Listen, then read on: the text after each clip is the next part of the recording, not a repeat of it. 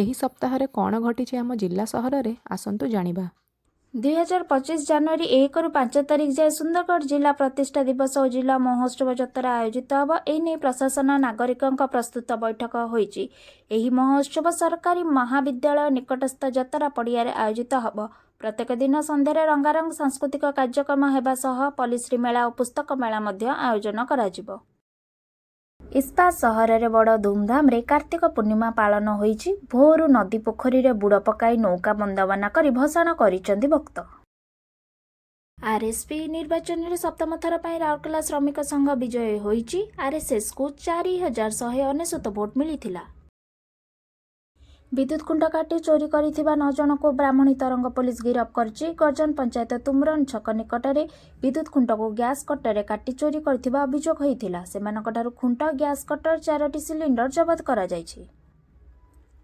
Sector 19 ସ୍ଥିତ civic ସେଣ୍ଟରରେ ଆସନ୍ତା 18 ଓ 19ରେ 2 ଦିନ ଧରି ଶିଶୁ ମହୋତ୍ସବ ଅନୁଷ୍ଠିତ ହେବ। 300 ଶିଶୁ କଳାକାର ଏଥିରେ ଯୋଗ ଦେବେ। ଧନ୍ୟବାଦ।